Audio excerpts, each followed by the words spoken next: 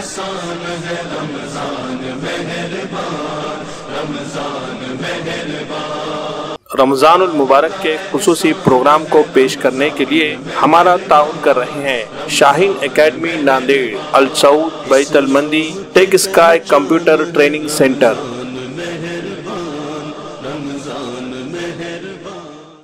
شاہین academy Nanded میں پچھلے 3 سالوں میں کوچنگ لینے والے طلبہ کے شاندار نتائج پر ایک نظر ڈالتے ہیں۔ ان 3 سالوں میں میڈیکل میں جن طلبہ کا سلیکشن ہوا ہے ان کی تعداد کل ملا کر 164 ہے۔ ان میں MBBS، BDS، BAMS، BUMS اور BHMS کے طلبہ کے نام شامل ہے۔ اسی طرح انجینئرنگ و دیگر پروفیشنل کورسز میں ایڈمیشن حاصل کرنے میں کامیاب ہونے والے طلبہ کی تعداد بھی قابل لحاظ پائی جاتی ہے۔ اس کے علاوہ فاؤنڈیشن اسٹڈیز کے لیے بھی 8th، 9th اور 10th کے بیچز چلائے جا رہے ہیں، جس سے طلبہ کو نیٹ اور JEE کی ابتدا سے ہی تیاری میں مدد مل رہی ہے۔ بہترین کیمپس اور قابل اساتذہ کی رہنمائی میں طلبہ کو کیا جا رہا ہے تیار۔ اگر آپ بھی اپنے بچے کو شاہین اکیڈمی ناندیڑ میں داخل کروانا چاہتے ہیں تو جلدی کیجیے، نشستیں محدود ہے، نئے بیچ کے لیے داخلے شروع ہو چکے ہیں۔ غیر مقامی طلبہ کے لیے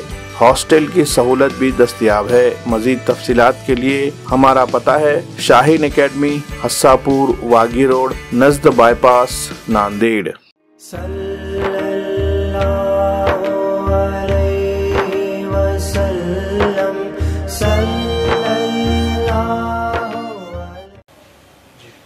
بسم اللہ الرحمن الرحیم۔ یا ایھا الذین آمنوا کتب علیکم الصیام کما کتب علی الذین من قبلکم لعلکم تتقون۔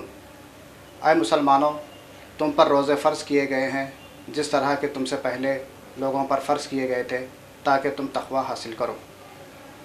روزہ دنیا کا پہلا آدمی حضرت آدم علیہ السلام سے لے کر آخری نبی حضرت محمد صلی اللہ علیہ وسلم کی امت تک روزہ فرض ہے۔ بھارتیہ سماج میں ہم دیکھتے ہیں کہ ہر سماج میں، ہر طبقے میں روزہ کسی نہ کسی شکل میں اپواس موجود ہے۔ روزہ کا تعلق قرآن میں اس طرح سے بیان کیا گیا ہے کہ یزید اللہ بکم اليسر ولا یزید بکم العسر۔ اللہ تعالیٰ تمہارے لیے نرمی کرنا چاہتا ہے، سختی کرنا نہیں چاہتا۔ قرآن میں اس طرح سے بھی آیا ہے کہ جو مسافر ہے، مریض، حاملہ خواتین، اسی طرح سے دودھ پلانے والی عورتیں، ان کو یہ حکم دیا گیا ہے کہ وہ اپنے جو دن ہے جو چھوٹ چکے ہیں وہ دنوں کو دوسرے دنوں میں مکمل کر لیں یا کسی مسکین کو پیٹ بھر کھانا کھلائیں۔ روزہ نہ صرف اسلام کا تیسرا پلر ہے بلکہ بڑی اہم عبادت بھی ہے۔ اس کا بدلہ خاص طور پر صرف اللہ ہی جتنا چاہے گا دے گا۔ وہ اس لیے ہے کہ رمضان المبارک میں نیکیوں کا درجہ بلند ہو جاتا ہے، بڑھ جاتا ہے، لیکن چونکہ یہ ایک چھپی ہوئی عبادت ہے، ایک مخفی عبادت ہے، یہ صرف بندہ اور اللہ ہی جانتا ہے، اس لیے اللہ تعالیٰ اس کا پورا بدلہ اللہ ہی دے گا۔ روزہ انسان کو روحانی اعتبار سے پاک کرتا ہے۔ جس طرح ہم کار کو یا موٹر سائیکل کو ایک وقت کے بعد سروسنگ کرتے ہیں، اسی طرح روزہ ہمارے بدن کے سروسنگ کے لیے ہے۔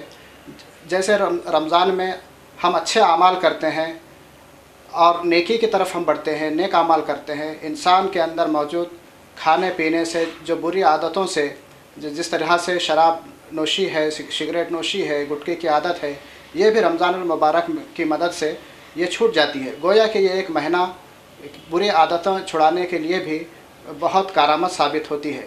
میں یہاں پر خاص طور پر 3 عناوین کے تحت بات کروں گا۔ ایک تو صحت کی بحالی، روزہ صحت بحال کرنے میں کیا مدد دیتا ہے، رمضان میں کیا چیزوں کا جو ہے ہم کو احتیاط برتنی چاہیے جس سے کہ رمضان کے مقاصد ہم کو حاصل ہو، اور وہ کون سی بیماریاں ہیں جن کو ہم روزے میں جو ہے احتیاط کرنا چاہیے۔ انسان کا جسم ایک آٹومیٹک مشین ہے۔ جس طرح سے ایک آٹومیٹک مشین خود اپنے طور پر چلتی ہے، اسی طرح انسان کا بھی جسم ہے، اور یہ جسم میں مختلف قسم کی تبدیلیاں، کثافتیں جمع ہوتی رہتی ہے۔ تو اس کے لیے بھی ضروری ہے کہ جس طرح سے ہم موٹر کی سروسنگ کرتے ہیں، اسی طرح سے اس کی بھی ہمیں سروسنگ کریں۔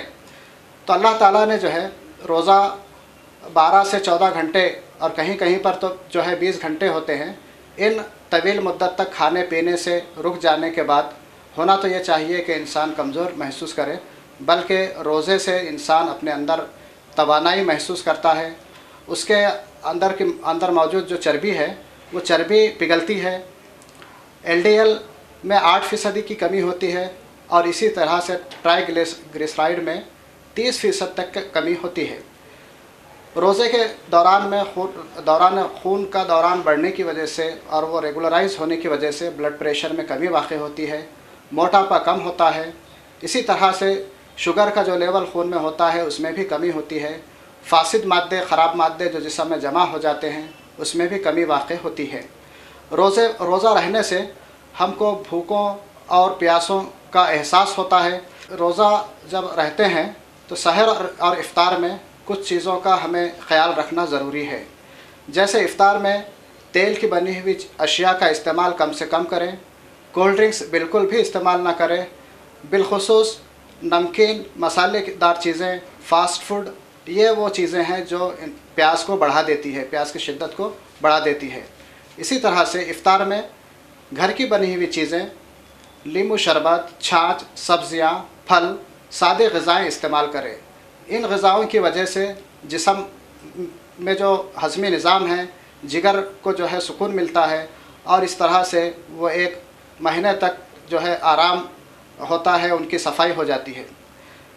शहर के अंदर चूँकि ये गर्मा का मौसम है और पानी की शिद्दत, प्यास की शिद्दत महसूस की जाती है, इसलिए ऐसी ग़िज़ाएँ इस्तेमाल करें जिसमें पोटाशियम की मात्रा ज़्यादा होती है, जैसे केला, दूध, खजूर, आलू, चावल, गोश्त, अंडा, मछली। ये वो चीज़ें हैं जो पानी की शिद्दत को कम करती हैं। बाज़ ऐसी बीमारियां हैं जो इंसान को दिन ब दिन कमज़ोर करती है, जैसे डायलिसिस का मर्ज़ हो गया है, इसी तरीक़े से जो है TB का मामला है, और ऐसी बीमारियां, शुगर है जो अनकंट्रोल रहता है, जिसकी वजह से इंसान के अंदर नखाहत और कमज़ोरी पैदा हो जाती है। तो इस तरह के बीमारियों में रोज़ा ना रहें। ऐसे बीमारियां जैसे लाइफस्टाइल डिसीज़ जिन्हें हम कहते हैं, हार्ट की बाज़ बीमारियां, ब्लड प्रेशर, वो शुगर के मरीज़ जिनका शुगर नॉर्मल के करीब रहता है और कंट्रोल में रहता है, और वो मरीज़ जो किडनी स्टोन और इस तरीक़े से दूसरे बीमारियों के भी शिकार है, वो मरीज़ भी जो है रोज़ा रह सकते हैं। इन्हें ख़याल ये करना है, ख़ास तौर पर शुगर के पेशेंट और किडनी स्टोन के पेशेंट्स के लिए, कि जो अफराद घर में रहते हैं, बाहर काम के लिए नहीं जाते, ऐसे अफराद कम से कम इफ़्तार से लेकर सहर तक 3 लीटर पानी पिएं। और वो अफराद जो बाहर धूप में घर के बाहर काम करने के लिए जाते हैं, ऐसे अफराद कम से कम 4 लीटर पानी पिएं। तो ये इस तरह से किडनी स्टोन के मरीज़ों में भी और शुगर के मरीज़ों में भी जिनको ज़्यादा प्यास लगती है, इनमें फ़ायदामंद साबित होगा। जहाँ तक किडनी स्टोन का सवाल है, तो ये ख़दशा लगा रहता है कि कहीं खुदा न खास्ता रोज़े के दरमियान में स्टोन की तकलीफ़ बढ़ जाएगी। इस सूरत में उलमा इकराम ने ये राह निकाली है कि शदीद तकलीफ़ में पेन किलर का इंजेक्शन रोज़े के दरमियान में लिया जा सकता है। ठीक इसी तरह से सरदर्द के मरीज़ हो, एसिडिटी के मरीज़ हो, या इसी तरह से हाइपोथायराइडिज़म और मामूली किस्म की साइकेट्रिक मेडिसिन इस्तेमाल करने वाले मरीज़ हो, ये लोग भी रोज़ा रह सकते हैं, बशर्त ये कि वो अपना इलाज रेगुलर करें, अपने दवाएं रेगुलर इस्तेमाल करें। अगर वो दवाएं वक्त पर इस्तेमाल ना करेंगे तो उनके लिए रोज़ा छूटने का बास हो सकता है। मोहतरम नाज़रीन, ये रमज़ानुल मुबारक आपके लिए नेकियों का और रहमतों का, बरकतों का हासिल करने वाला बने, और ये रमज़ान आपके लिए मग़फ़िरत का ज़रिया बने। आमीन व आखिर दावाना वल्हम्दुलिल्लाहि रब्बिल आलमीन।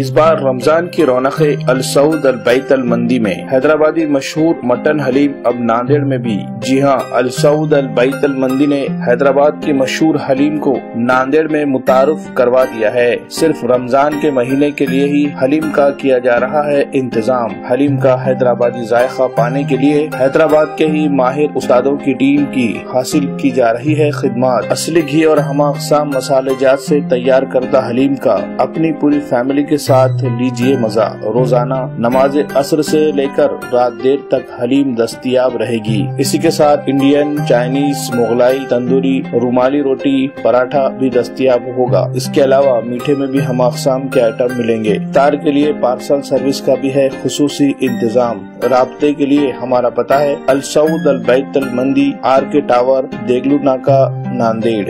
شکر ہے تیرا یا اللہ، تو نے بڑا احسان کیا، پھر سے ہمیں رمضان دیا۔ لا الہ الا اللہ، لا الہ الا اللہ۔ شکر ہے تیرا یا اللہ، تو نے بڑا احسان کیا، پھر سے ہمیں رمضان دیا۔ لا الہ الا اللہ، لا الہ الا اللہ۔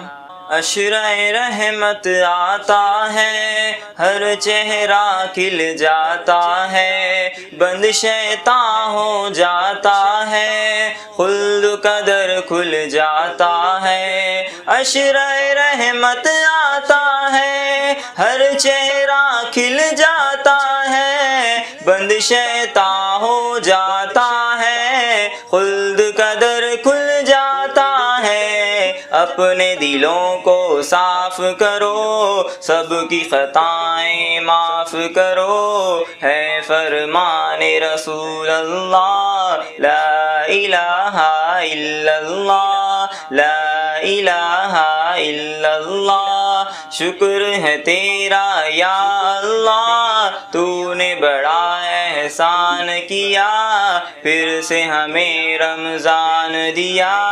لا الہ الا اللہ، لا الہ الا اللہ۔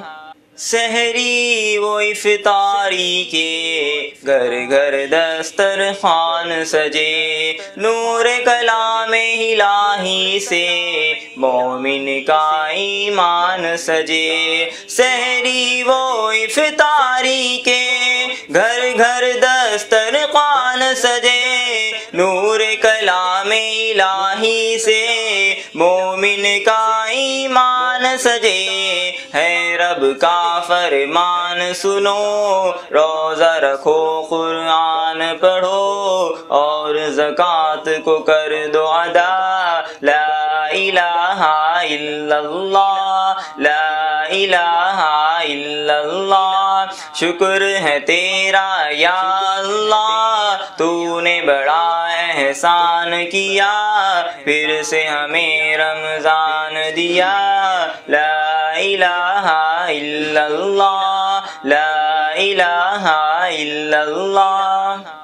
وہ کتنا خوش قسمت ہے جو یہ مہینہ پاتا ہے، عشرۂ دویم میں رب تو معاف عطا فرماتا ہے۔ وہ کتنا خوش قسمت ہے جو یہ مہینہ پاتا ہے، عشرۂ دویم میں رب تو معاف عطا فرماتا ہے۔ رو کے خدا کو یاد کرو، رب سے یہ فریاد کرو، مغفرت میری فرما۔ لا الہ الا اللہ، لا الہ الا اللہ۔ شکر ہے تیرا یا اللہ، تو نے بڑا احسان کیا، پھر سے ہمیں رمضان دیا۔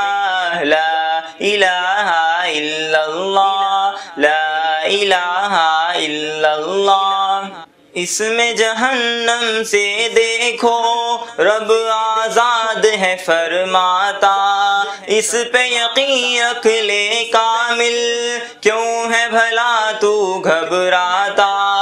اس میں جہنم سے دیکھو رب آزاد ہے فرماتا، اس پہ یقین رکھ لے کامل، کیوں ہے بھلا تو گھبراتا؟ رب کو ہے راضی کرنا، سنت آقا پر چلنا، ہے یہ ملا سویم عشرہ لا الہ الا اللہ۔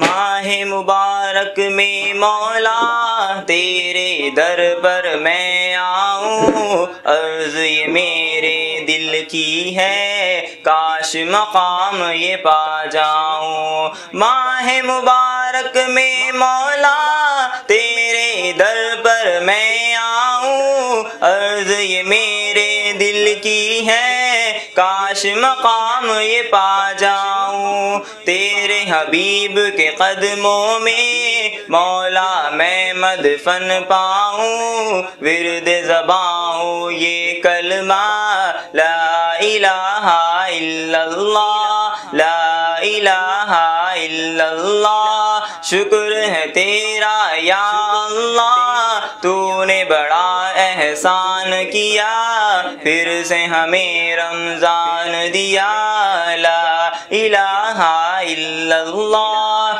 لا الہ الا اللہ، لا الہ الا اللہ۔